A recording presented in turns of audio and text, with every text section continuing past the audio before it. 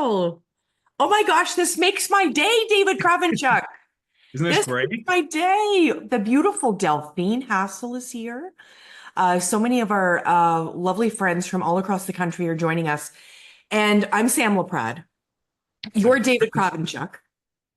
And we decided that when the government on December 30th said something that we needed to listen to, I phoned David. I said, David, we have to have a session talking about this new information from the government, and we have to do it on January 2nd. So here we are, David. That's right. And sorry, I'm just getting us up live on Facebook because we Yeah. have people trying to join us there. So please bear with me for a second. And I think, David has done an amazing job tech-wise in the last 48 hours. He's like, okay, Sam, I got this. We're gonna get this done today. We wanted to reach as many people as possible, of course, about this new news that we heard from the government. We know our friends at AFP were working very, very hard, and others to advocate for the extension for the tax receipts for 2024 because of the postal strike into February 28th of 2025. We're going to let everybody kind of come into the room, and then we're going to, you let me know, David, when you feel like we can kind of move ahead and give some of that good information today. yeah, that's great. Thank you so much, Sam. And we still have a bunch of people joining us. We're so excited Yeah. that our kind of last minute decision to get this going for the day after New Year's Day is Yeah. so many people have responded. So it's great. We have lots of people still just trying to join us. And Okay. um, our Facebook Live feed is trying to go live. But it's struggling just a little bit. So I don't want to Okay. stop us from getting started. But so why don't you jump in, Sam, and I will Sure. be there in just a moment. Okay, sounds great. Thank I you. see so many great friends across the country, and I wish I could name all of you. I'm so excited you're here. I do see my good friend Dave here as well, and I see Steve Reed from CHEO, which is great. So many of you joining us today. We know that on December 30th, as fundraising professionals like David and I, you were probably just taking a bit of a breather after a very, very busy 2024. And we get, of course, this message from the government.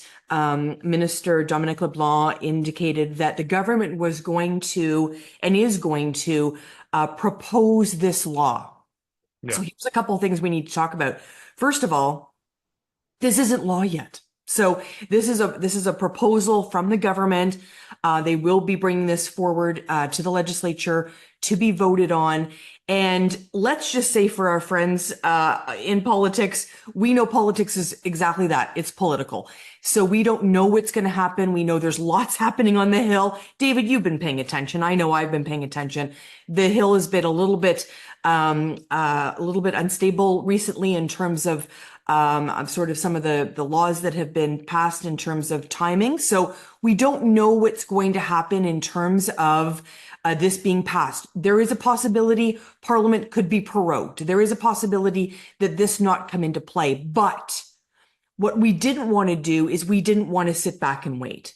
Right. So I called David and I said, David, let's jump on with all of our friends across the country, a lot of our friends joining, of course, from WCFC, and let's give some great information about how we can work towards this. If we do hear that the case is that tax receipts will be issued up until February 28th, 2025 for the year of 2024. What we know, and I just want to make sure we're all on the same page, charitable tax receipts can be used for 5 years. This was a good reminder for you and I, David, this morning Yeah. when we were putting those final touches on this morning, is that this is an opportunity for us to remember tax receipts can be used for 5 years.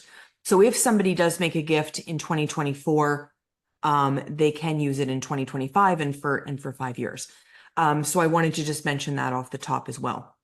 So Yeah. lots of great content for you today. David, did you want to step in? Oh yeah, I was just saying that was something that just kind of popped in my head, like about the concern that we had around, if encouraging people to make their gift for 2024, but we also need their support in 2025. So I'm so glad that we just had that moment today to kind of walk through and make sure that donors still have that choice, and make sure that we are, when we're having those conversations with donors, what we really want to talk about with this extension is shoring up our support for 2024, which was so impacted for most of us. I think pretty much everyone here would agree that it's impacted our bottom lines for our charities, for our clients, right across the board because of the postal strike. Absolutely. So let's dive right in. Anyone that's on this call, I see a lot of my great friends on here and David's as well. People know how I feel about the phone. It is a lost art. I just was connecting with somebody on LinkedIn last night, and he said he made 77 calls in the month of December, and he was just thrilled with that number. This is an opportunity for us to communicate with our donors, especially using the telephone. Now, we can do it a couple of different ways. We know we've got lots of great people we work with across the country that work in telephone marketing, in phoning donors, and that's what they do all day long. So we know engaging them in a small contract will definitely make a difference in terms of that. You can do this obviously internally as well with your own team. So something to think about as well. One thing I know when I look back on December 30th, all of you who have worked your social media calendar and you had all of these end of year appeals, I noticed some of you sort of went in and changed the messaging a bit. And I noticed some of you just kept going the way it was. And let me just say this, because I've had people phoning me and texting me and saying, Sam, what was right? Can I say both were right? And the reason I say both were right is because, one, it's not into law yet. And secondly, it was okay to advise your donors that they may have until February 28th to give. So that's kind of the answer that I've been giving people, is there was no wrong answer. When you're working quickly like that, when the government makes a change like that, you have to go with what information you have at the time. We work, David, a lot with people that their whole career is phoning donors. And this is an opportunity, David, for us to reach out and connect with them. Absolutely. And right away, when we started talking about these tactics of, and strategies that we can use right away, the phone jumps first to mind. It's been something that we've been encouraging our clients and everyone really that we talk to use during the postal strike. And so a couple of things kind of popped to mind right away that Sam and I talked about. First was, if you're in a smaller organization where you don't necessarily have the budget or ability to, hire a telemarketing firm to help you with some of these calling campaigns, there's definitely an opportunity for you to get a kind of all hands on deck in your small organization phone campaign started. So it's also an opportunity for you to engage your board members, even key volunteers, to go out and really just be that message of, this is what's happening. Here's an update we thought you would like to know. And here's how the strike affected us. You really want to have an opportunity to tell that story and let donors understand that, they have they their decision to give really is like a solution to this. So if you can get out and have some of those conversations with your donors as soon as possible, that would be fantastic, and bringing everyone on board to run a campaign. Yeah, I engaged with a board this year. I was had a contract working with a board, and we had given them each 10 calls to make.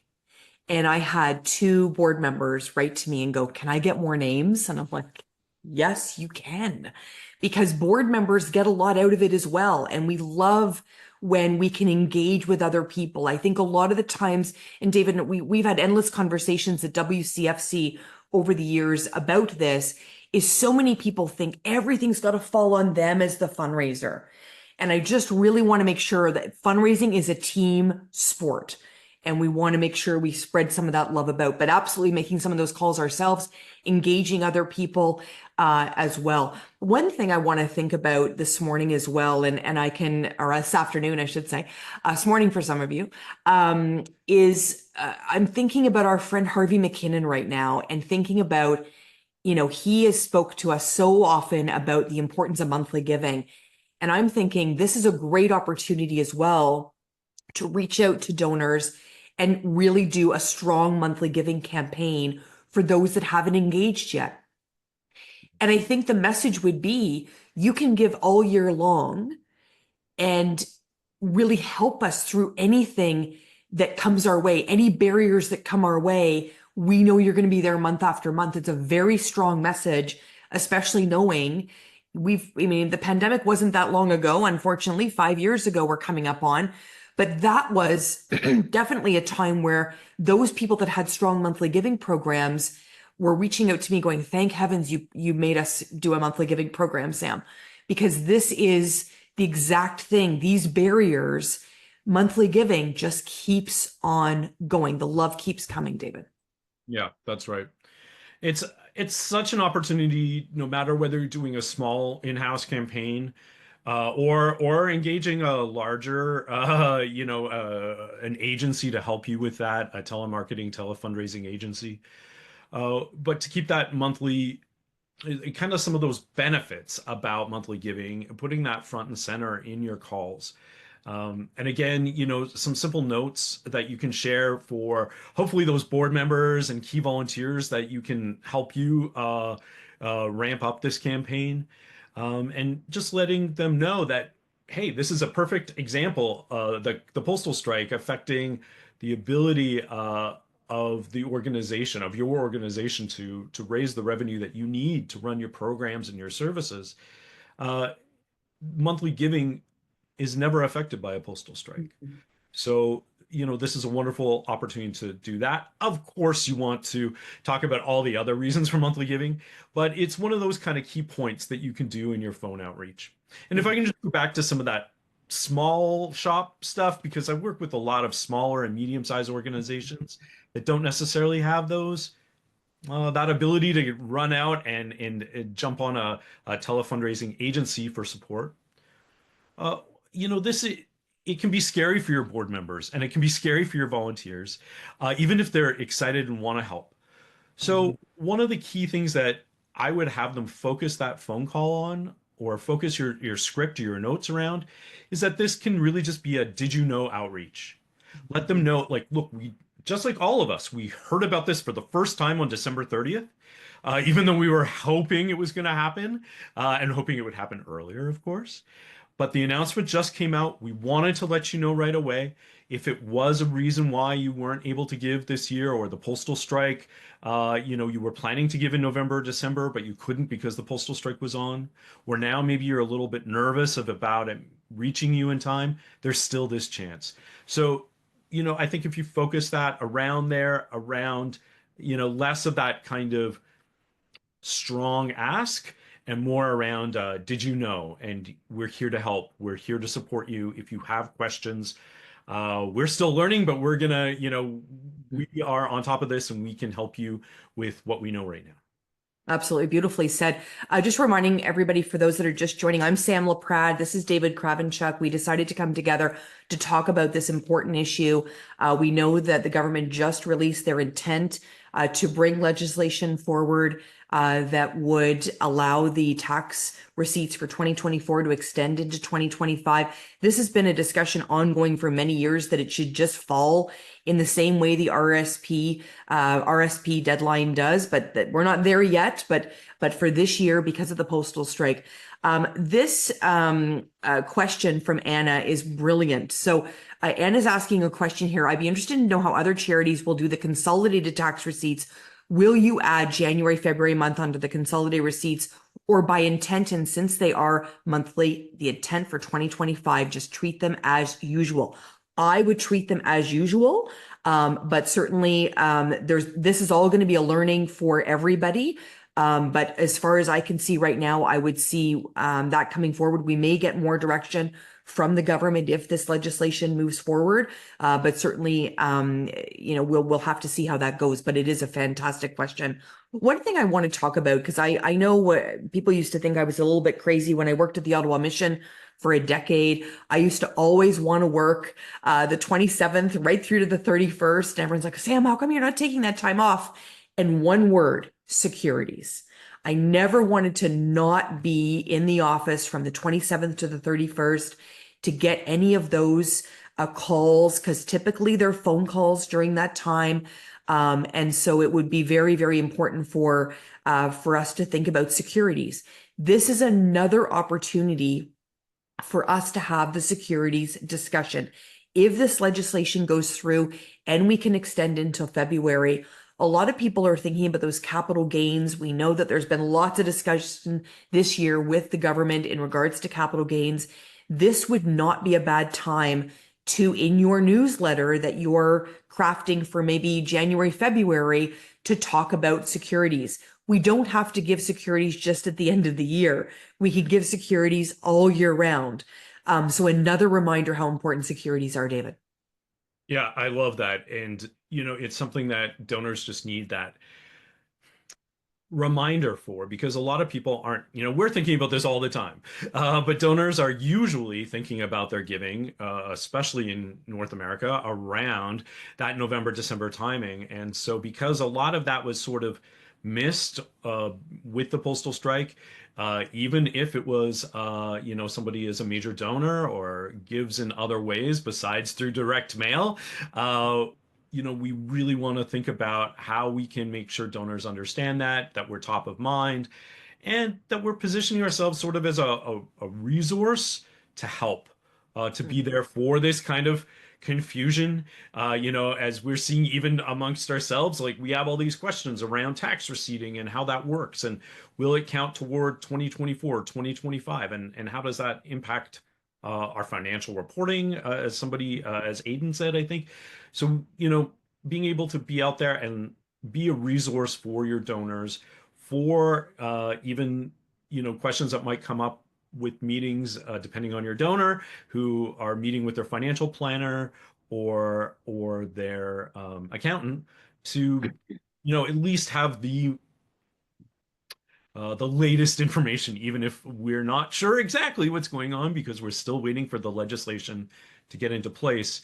At least they know that they can turn to us. We're going to stay informed, and we're going to be there to help them. Absolutely. Beautifully said. And I know many people on the line would be shocked if we didn't talk about data, because I am all about data. So this is a perfect opportunity for you to run a few reports. And I know some of you are working today. Some of you are just jumping on before maybe going to spend the afternoon with family. But this is the perfect opportunity for you to get into that database. I talk about the database. I really do believe it is your longest serving employee. And sometimes we're not very nice to it. So we have to start off 2025 really kind to our database. And that means a couple of different things to get in there and find out who was missed, who did not give. Let's say I would go back to October. So who hasn't given that normally gave October to December? Run a very simple report. Who hasn't given that normally gives that time of year? And I would throw all the spaghetti at the wall. So I would take every single opportunity to reach out to them. If you have an email, email them. If you have a phone number, phone them. So have a really, I call them, as many people know, I have a very strong Miss You campaign. And I have seen miracles happen with these Miss You campaigns. So I would do a very strong Miss You campaign, very targeted around this 90-day window, let's say October 1st to December 31st. And I would say, we absolutely missed you this year. Here is the impact this organization's making. Can you imagine what we would do if you came back to us? Something along those lines, the language that works for your organization, and be very concentrated. I would take the month of January and absolutely focus on those donors that haven't given to you from October to December 31st. Are you with me, David Kravenchuk? Yeah, 100%. And I'd even say one extra step. let's go back and do that early analysis on who normally gives every year and who didn't last year. Yeah. Yep. And Bingo. let's Two go out layers. there that we Yeah. touch base with them and let them know. And again, this is part of the messaging really has to be about telling your story about Mhm. how the postal strike affected your revenues. Are they down? Are the Mhm. number of donors down? I've had a conversation with one of our clients recently where their revenue came in on target, but the number of donors really cratered. So the Right. people who normally support you really, really stepped up, knowing that there was this effect of the postal strike, but we just missed out on so much support from so many other donors for that client. So let's Yeah. make sure that we let people know how it has affected you. And if you can, by extension, letting people know how that impacts your programs, your services, your mission, right?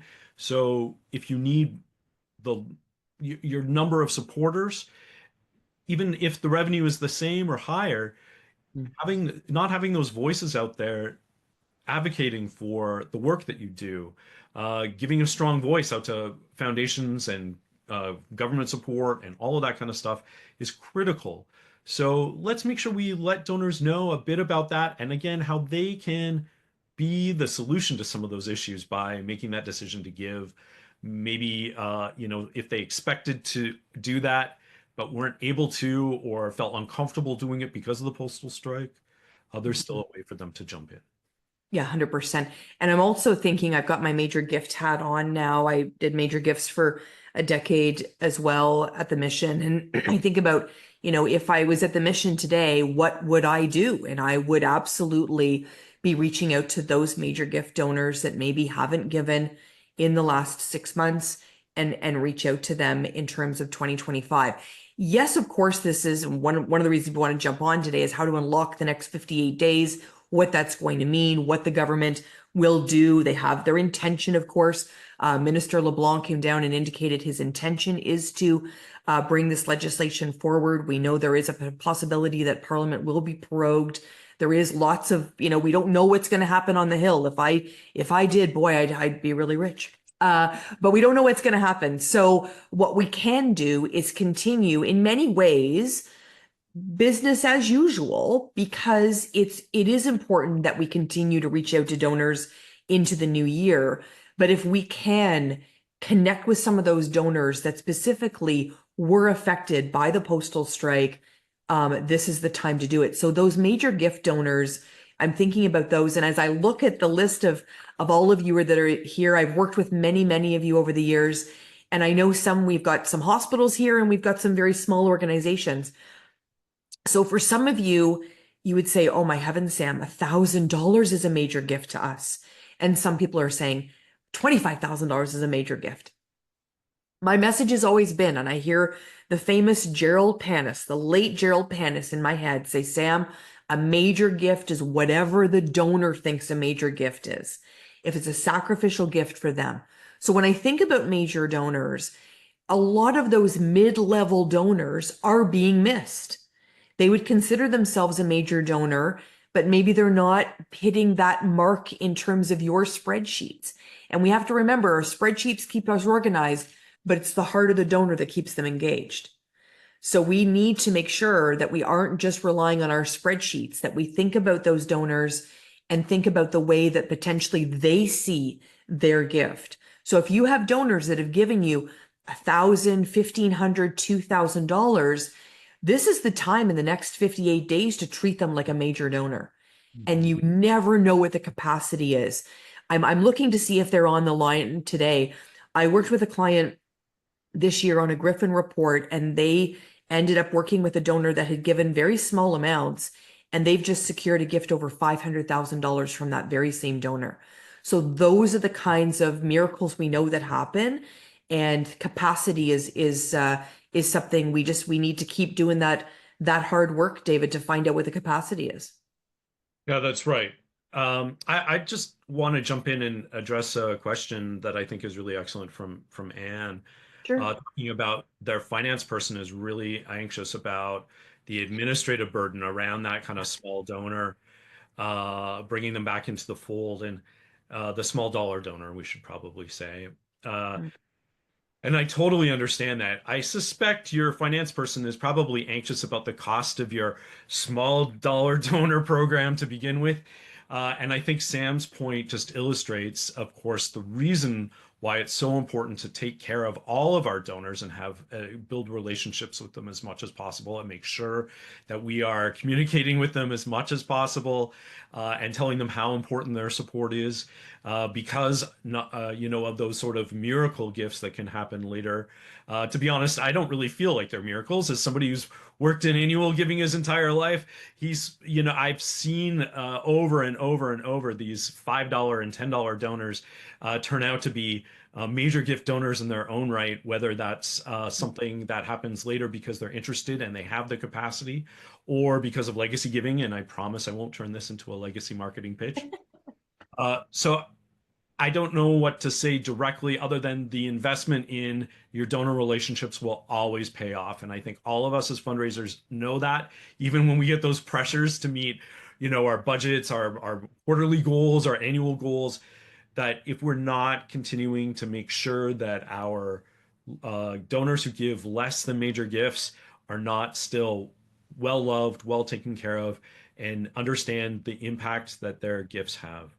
That Mhm. said, so how do we do it in a more low burden way? And helping, maybe your finance person would like to come on and help you make some of those calls out to some people to give them some of that messaging, because of course you have a small shop. Uh, or, we can also look at some other things like, our go-to for so many people, and I'm sure everyone on this call felt this way during the strike, was to get out and send email as compelling, inspiring, and effective as possible, hopefully as often as you could, which means multiple times.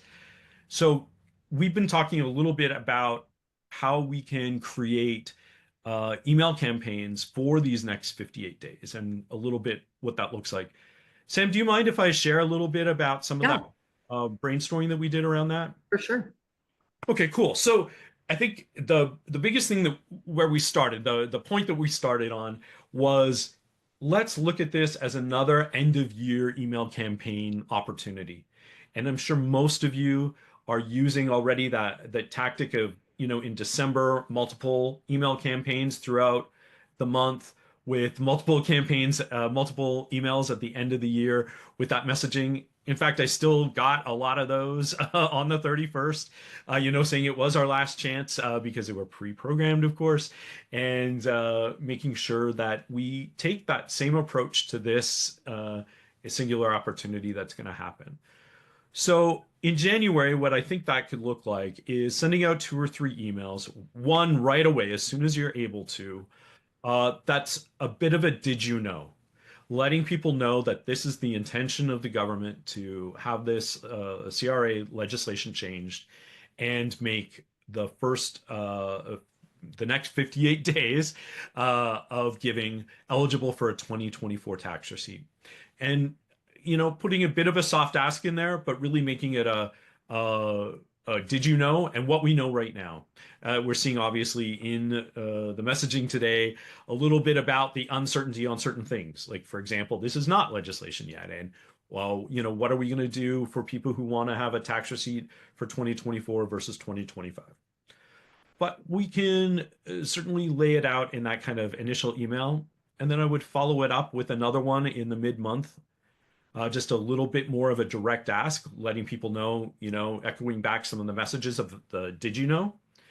And then moving into February, looking at sending a weekly update or reminder. We'll probably have more information about the legislation. So that's a perfect opportunity to center your messaging around some of those updates.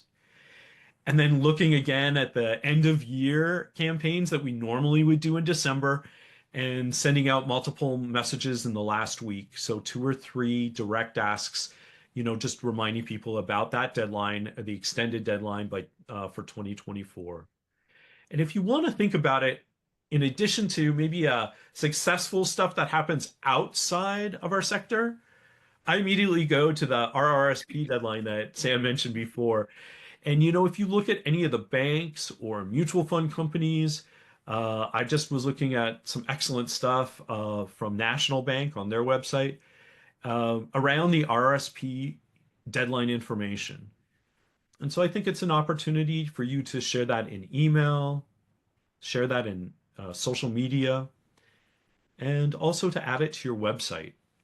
You know, Mhm. do a pop-up or a light box on your website. Mhm. You have a dedicated page in addition to that, and also to make sure it's there on your actual online giving page, right? Can you put a little note or an alert at the top to let people know A, how this has affected your organization, and B, how donors can help through their 2024 tax receiving. So that's some of the stuff around email and web stuff that, and hopefully that will help around not adding a bunch of extra costs for campaigns for you, although it would take obviously some work to develop those. Absolutely. Great, great information there, David. And one of the things that I've done a couple of times very successfully, we did it when the pandemic hit, was we held some town halls and invited donors, invited groups of donors to those town halls. And there may be an opportunity when we know for sure that this is this is the way the government's moving, and then it's been voted on and ratified in Parliament. This would be a great opportunity to have a town hall, talk a little bit about the impact, talk a little bit about that. And if you send it out to, let's say, 1,000 donors and you only get 10 or 15, it's okay. You can still share that on social media. It doesn't, that doesn't mean the success of the event or the town hall is not great. It's an opportunity to share with people in their inbox and invite them to something. It's another great touch point. A lot of people think, oh, we didn't get a lot of people there. I can't tell you how many times during the pandemic that we would do those town halls and somebody would call 2 or 3 days later and say, how can I get involved again? Like, can I, what do you need over there? So, so those kinds of town halls as well, held by, board members, and you can have, people involved. You can have your chair involved in that kind of meeting as well. We did a couple of those. They were very successful during the pandemic. So there's nothing like a good crisis to kind of get people motivated as well. So to really use those opportunities and think back to times when there was, sort of a crisis, if you will, and how did we behave? Well, once again, you throw all the spaghetti at the wall. We do everything we can to engage with donors. And some people will, say to me, what if somebody complains? I always, honestly, every single time somebody ever complained at the Ottawa Mission or any of the other organizations that I worked for, I looked at it as an opportunity because they cared enough to call, they cared enough to complain. And the way that I see those opportunities, and half the time, honestly, I would get off the phone with a gift. So, they would be like, well, actually, I understand why you're saying that. I think a lot of times we tend to avoid when people complain about something. If people say they're, you're reaching out to us too much, and you say, here's the bottom line. We have too many kids that need us right now. We've got too many people on the street that need us right now, too many people to be fed right now. Whatever works with your organization, and we cannot stop asking people, and we're happy to limit your type of communications, but we need to throw and I wouldn't say throw all the spaghetti at the wall of them, but we need to reach out to you as many times as we can to make sure that we've engaged you through this time. So that would be some other great information. We know we were going to keep you a half an hour. I'm happy to take any questions for a couple minutes. David, would that be okay with you? Yeah, totally happy to stay on. I see that we've got lots of questions that have been asked throughout our chat, and Yeah. I'm happy to stay. And of course, we're recording our chat today, so at the end, we'll process it and share a link so you can all see it in case you weren't able to join us right at the beginning. That will probably happen tomorrow, to be honest, because our office is officially closed till Monday. Yeah. But working through some stuff, and this was so important, we wanted to make sure that both of us jumped on. Sam, I just wanted to, so please, everyone, use the chat box or feel free to unmute and show us your face if you want to, and jump into the conversation. And while we're doing that, I just wanted to mention that build a little bit on what you said, Sam, around this kind of, a crisis is a terrible opportunity to waste. And to paraphrase terribly, One of the things that I think about is this being an opportunity to also engage in those people that I call nebulous supporters. And I think we have most of us, I don't know if you want to put your hand up, have these nebulous supporters on your email lists. People who aren't donors to your organization, they've never given, but they signed up to receive information from your organization by email and still have not made that kind of next step. So I think this is a great opportunity to let them know that there has never been a better time for them to go kind of that next level with you, because this is going to be a challenging year. Whether that means that your revenues were down in 2024 or the number of supporters were lower in 2024, and really needing to build that back up in 2025. So if you can create some messaging around that for that kind of a nebulous donor list that you might have, I would focus a couple of campaign messages out to them before 2020 or before the extended tax receipt deadline, and let them know about that. Let them know again about how the strike has affected you, and again how they can help you by kind of taking that next step. That you've appreciated that they've been, supporting you by learning and understanding your organization, and maybe even doing some advocacy stuff for you, signing petitions if you're, say, like an environmental organization. But this is really an opportunity for them. You really need them if they're considering ever to make that next step to do that. Absolutely. And Anne Roosevelt's bringing up a great point that I want to make sure people know. So she's indicating CRA requiring us to have sent tax receipts to donors by February 28th. Of course, that would be shifted as well this year. We're waiting for more information from the government. But if they do mail on February 28th, it would be the same type of thing we do for the end of year receipting. Is I always, always, always tell all my clients, and I've always done this, is that you would have the opportunity to keep those, especially if it's by mail, you're going to keep those envelopes. So whether you're scanning them or keeping them, but you keep them for at least until about March 15th. In this case, we normally keep them until January 15th. And then that way you can prove to the government which date that was postmarked. So we do tend to do that. All my organizations that I work with, we keep those receipts. We keep the envelopes to be able to show the government that you only received them back on that date. So that's something to keep in mind. And it would be the same, I would assume, then for March 15th of this year if this legislation goes through. Sam, this is Anne. I boldly unmuted. Thank you for this. This has been amazing. That's not my concern, because I agree. I think that's easy. My understanding, which I want to double check, because I looked at there's like a ton of experts on this call. My concern is not is it a legitimate February 28th gift? My concern is my understanding that CRA tells us we have to have all receipts to donors February 28th. So a lot of us, so my concern is that if we have it's two different pieces of sort of process. It's the can I legitimately receipt, that is one question. But my second question is, how am I supposed to handle if CRA tells me, and that's what I want to check, but I believe I'm correct. CRA tells me I must have receipts in donors' hands, or at least out in the mail to them by February 28th. If I haven't received my mail, right, the donor can still legitimately get a 2024 tax receipt if this all goes through. But I'm in breach of at least my understanding of CRA's requirement to have given that donor a tax receipt by February 28th. They would have to, in my mind, Anne, they would have to address that in the piece of legislation. They would have to extend that. That's impossible. It would be impossible for us to do that. So they would have to make an extension there, I would think. That's unfortunately, it's a great question and a great point. I don't know if everyone knows Anne Rosenfeld, but Anne Rosenfeld gave me a massive start in my career. But anyway, I just love her so much. But she is absolutely right that there's going to have to be some adjustments there from the government, because it will be impossible to get that done. And I just want to tell everybody that I'm thinking about each and every one of you who is going to have to, oh, that's very sweet, Anne.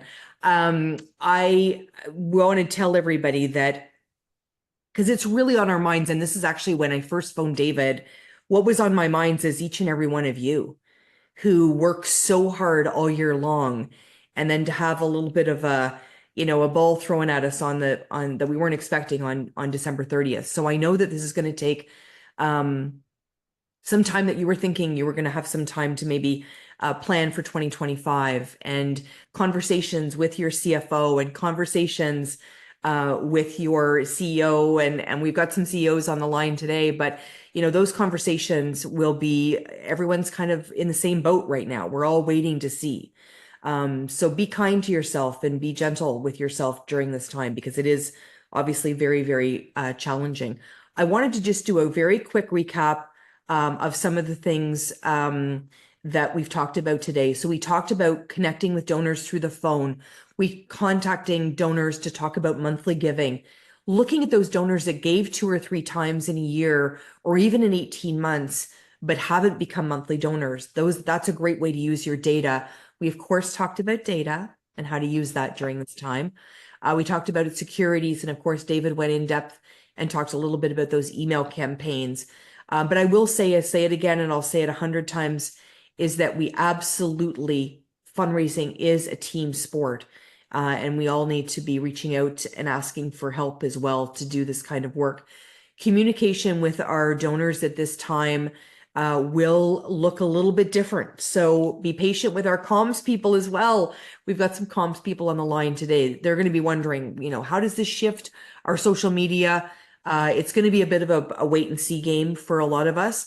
Aidan Cooper has just shared there is no requirement for a charity to issue an official tax receipt within a certain time frame. It is kind of the kind thing to do. The CR agency suggests that registered charities issue receipts by February 28th. And this is so we can all work on those lovely thing called taxes. So it does make it easier for people to do that. I certainly know that there's a lot of times when people are reaching out and looking for tax receipts because they've lost them or they've misplaced them or they don't remember getting it. So it is definitely an interesting time. Thank you, Aidan, for sharing that. That was my understanding as well, but I didn't have time to look it up on CRA while we were chatting. But I think it was really positive to have the great questions, because these are questions that are going to be posed in every shop, if not today, if not tomorrow, definitely on January 6th. It is such an honor to spend time with you, David Kravenchuk, and I'm so glad you were able to move so quickly and work with us today to talk about this very important subject. Amazing. And Sam, I'm so glad that we were able to hash out some of these ideas that we're all just kind of scrambling to put together. You mentioned that fundraising is a team sport, and I usually don't make sports references for anybody who knows me, because I don't know anything about sports. Yeah. But I would say that think of this group of people that are on this call. If you're part of our WCFC community, think of this as all of your team members, and let's help and support each other. There's been wonderful stuff from Anne, from Aidan, from other people who are sharing what they're doing in their organizations to work through this. Obviously, this is a bit of a thing in transition. We are not sure exactly what is going to happen or what that legislation is going to look like, whether, which government may put that legislation in place. If there will be a government operating in January, we are not sure about any of that. But let's stay together and let's figure this out together. If you've got ideas, please share them. Again, Sam and I are here for a few more minutes. If anyone wants to jump on and tell us about what you're thinking or some ideas. If you have questions or worries about stuff as we move through the next 58 days, let's stay in touch with each other. And maybe, Sam, we should think about jumping back on in early February to do a little bit of an update and see where everybody's at. And maybe by then the legislation will be in place and all of that. So Great idea. Throwing out that idea, and just love to hear from everybody. I will share by email the recording of our chat today. So I'm happy to stay on for a few more minutes if everyone else is. So I'll be here as long. Yeah, thank you so much, David. I appreciate that very much. And we certainly appreciate everybody, and we appreciate you very much. Keep up the great work. I wish I could name each and every one of you today because it's been great to see so many friends from across the country and from WCFC and from my clients current and past. And I look forward to working with everybody in 2025. We'll stay on for a couple more minutes, and it's going to be interesting to see how this all rolls out. But we're here for it, and we'll update you as well when we hear anything as well. And if we do get the word, then you'll be the first people to know that we'll reach back out to each and every one of you. Okay. Sounds great. Yeah, Anyone we've got. or want to add comments before we sign off today? Well, one thing I just want to mention for those that may not be familiar, we've said WCFC a lot, but we Oh, haven't great. said what WCFC is. For those that may not know, David, do you want to share about your dream from a decade ago? Oh my God. Yes, I feel thank you, Sam, for that. I wasn't intending to do a WCFC plug. What WCFC, for those of you who don't know, is a conference that we produce in Western Canada. It's the Western Canada Fundraising Conference. We're a small but mighty community. Typically around 200 people attend our conference every year. And we're about to have our 10th annual in 2025 in Calgary, June 11 to 13. For more information, you can go to wcfc.ca. And yeah, hope you, if you like this sort of thing, it's the kind of community we try and build during our conference. So hope. Absolutely. And And I've been going into my 9th year at WCFC. David gets me to help him host a little bit, and I present every year, and I'm getting ready to bring some great content for June. But yeah, definitely if I thought about it, I thought I'm always telling people not to use acronyms, and then I used one like 100 times during the call. So I wanted to make sure people knew what that was before we jumped off. But thank you so much, everybody. We appreciate it very much. Reach out to each and every one of us if you have any questions or anything you want to discuss more. We're definitely here for all of it. And I see my friend Francesca. Thank you so much, Francesca. We appreciate you being here, my love. We'll sign off, everybody, and keep up the great work. Okay.